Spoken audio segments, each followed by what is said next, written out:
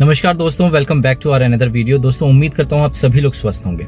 दोस्तों आज हम जिस लोकेशन पर जा रहे हैं वो ना तो नोएडा है ना तो गुड़गांव, बिकॉज इन दोनों लोकेशंस की बहुत ज़्यादा पब्लिसिटी हुई है और मार्केटिंग हुई है, जिसकी वजह से ज़्यादातर लोग इन्हीं दोनों लोकेशन को अच्छे से पहचानते हैं। बट दिल्ली एनसीआर की लोकेशन में केवल गुड़गांव और नोएडा ही नहीं, फरीदाबाद और गाजियाबाद भी आते हैं, जिसकी तरफ हम सभी लोगों ने ध्यान नहीं दिया। अगर हम ध्यान देंगे तो हमें पता लगेगा कि वहाँ पर भी ऐसी कई लोकेशन है जो सेफ है और जहाँ पर हम लोग इन्वेस्टमेंट कर सकते हैं और हमें ग्रीनरी के साथ साथ वाइड रोड्स भी मिल सकती हैं। मार्केट एरियाज भी काफ़ी नज़दीक हैं। इसके अलावा स्कूल, कॉलेजेस हों, हॉस्पिटल्स हो, वो सारी की सारी चीज़ें भी मौजूद हैं। तो दोस्तों आज की वीडियो के अंदर हम लोग गाजियाबाद की लोकेशन को देखेंगे, जिस लोकेशन को ज़्यादातर लोग नहीं जानते हैं और ज़्यादातर उसकी मार्केटिंग नहीं हुई है। दोस्तों अभी आप जो लोकेशन देख रहे हैं गाजियाबाद की ही लोकेशन है, जो कि गोविंदपुरम कहलाती है। तो मेरठ हाईवे से तकरीबन 5 से 6 किलोमीटर की दूरी पर है। अगर यहाँ पर आप बात करें रोड्स की तो यहाँ पे प्रॉपर आपको वाइड रोड्स मिलेंगे, जैसे आपको नोएडा के अंदर मिलते हैं या गुड़गांव के अंदर आपको मिलते हैं। ग्रीन जोन हो या फिर ग्रीनरी की बात करूँ तो वो भी आपको यहाँ पर देखने को मिल सकती है।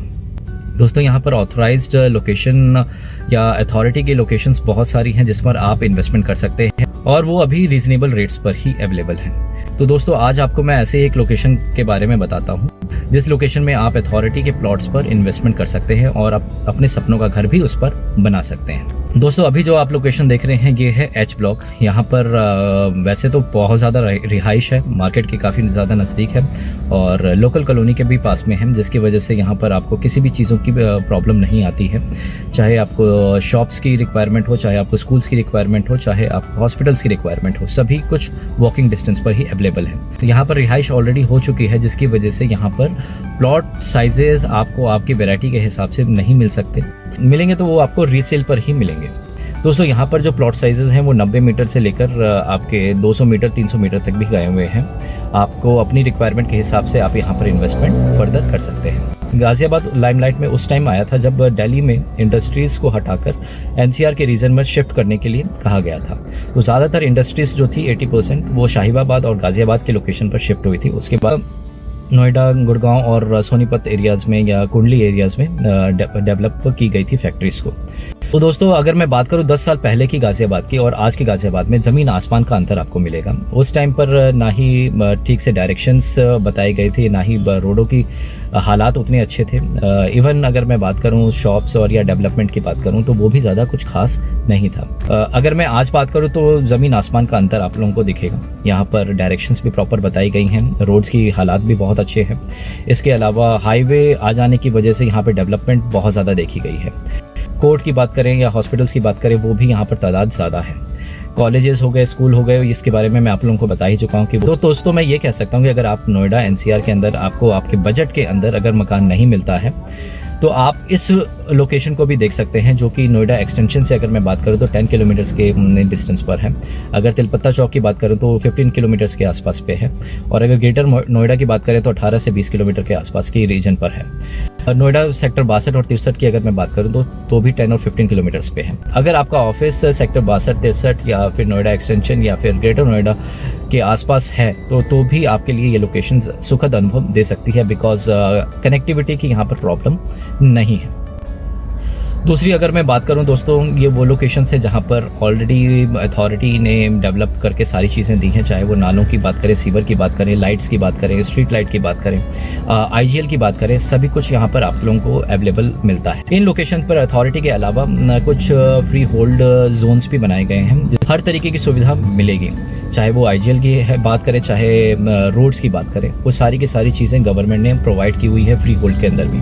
अगर गवर्नमेंट ने प्रोवाइड की है या एमसीडी ने प्रोवाइड की है तो डेफिनेटली ये लोकेशंस आपको फ्री होल्ड के अंदर पास लोकेशंस भी देंगी। तो आने वाले वीडियोस में आप मेरे साथ बने रहिएगा। इन लोकेशंस पर मैं आप लोगों को प्लॉटिंग्स दिखाता रहूंगा ताकि आप अपना रुख बना सकें प्लॉटिंग लेने के लिए। दोस्तों अगर मैं बात करूं बजट का, कि अगर आप लोगों का जो बजट है 40 लाख से लेके 80 लाख तक है या 1 CR तक है अथॉरिटी प्लॉट्स के लिए या फ्री होल्ड के लिए भी जो कि सेफ हो, तो आप यहाँ का रुख कर सकते हैं और आप मेरे साथ बने रह सकते हैं। आने वाली वीडियोस में आप लोगों को मैं दिखाऊंगा कि इस लोकेशन के अंदर किस बजट में आपको प्लॉटिंग्स मिल रही है और आप लोगों को इन लोकेशंस पर इन्वेस्टमेंट क्यों करना चाहिए। दोस्तों, अगर मैं गाजियाबाद की डेवलपमेंट की बात करूं तो वसुंधरा और इंदिरापुरम को आप देख सकते हैं, उसी तरीके से गोविंदपुरम हो गया, सिद्धार्थ विहार हो गया, ये लोकेशंस भी उसी तरीके से डेवलप की जा रही है और अभी यहाँ पर रेट उतने हाईफाई नहीं है, जिसकी वजह से आप यहाँ पर अगर इन्वेस्टमेंट के बारे में सोचते हैं तो आपको अपने बजट में आपका घर मिल सकता है। दोस्तों, जिस तरीके की चीजें आप लोग देख रहे हैं नोएडा, ग्रेटर नोएडा में, जहां पर आपको लगता है कि आप फंस सकते हैं, तो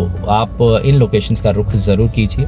मेरे कहने पर एक बार जरूर आप विजिट कीजिए इन लोकेशंस को और मैं कहता हूं कि आप लोग निराश नहीं होंगे। दोस्तों, गोविंदपुरम की लोकेशन को मैं 2009 से जानता हूं, क्योंकि 2009 में मैंने इन्वेस्टमेंट किया था यहाँ पर गॉडसन्स के अंदर और जब मैंने उस टाइम पे इन्वेस्टमेंट किया था तो मुझे लगता था कि मैंने कहाँ पे इन्वेस्टमेंट कर दिया। और 2012 या 13 तक की अगर मैं बात करूं तो उस टाइम तक भी यहाँ पर लोकेशन पर कुछ खास डेवलपमेंट नहीं हुई थी, रोडों के हालात बहुत ज़्यादा ख़राब थे। और अगर मैं बात करूं 2009 की फिर से, तो 2009 में नोएडा एक्सटेंशन तो बनना स्टार्ट हो रहा था, जगह जगह पे कंस्ट्रक्शन साइट्स बनाए जा रहे थे, बिल्डिंग्स खड़ी नहीं हुई थी। उस दौरान ही गवर्नमेंट ने गोविंदपुरम का स्ट्रक्चर तैयार कर चुके थे, जिसके बारे में आम आदमी को या फिर मैं कहूं कि मुझे भी नहीं मालूम था। बट आज अगर मैं देख रहा हूं यहाँ पे डेवलपमेंट पिछले 10 सालों की अगर मैं बात करूं केवल, तो यहाँ पर बहुत ज़्यादा रिकवरी हुई है, बहुत ज़्यादा इसमें बदलाव देखा गया है। तो दोस्तों, उम्मीद करता हूँ आपको इस वीडियो से समझ में आया होगा कि केवल नोएडा या गुड़गांव के अंदर ही नहीं, आप गाजियाबाद के अंदर भी इन्वेस्टमेंट कर सकते हैं और अपने बजट के हिसाब से, फ्री होल्ड हो या अथॉरिटी के हों, आप अपने अकॉर्डिंगली यहाँ पर इन्वेस्टमेंट कर सकते हैं। उम्मीद करता हूँ आपको ये वीडियो पसंद आएगी और आने वाली वीडियोस के ऊपर भी आप ध्यान दीजिए कि ताकि किसी भी तरीके के इन्वेस्टमेंट के बारे में अगर मैं बताऊँ तो आप उस पर इन्वेस्टमेंट कर सकें। चलिए मिलते हैं अगली वीडियो के अंदर। धन्यवाद।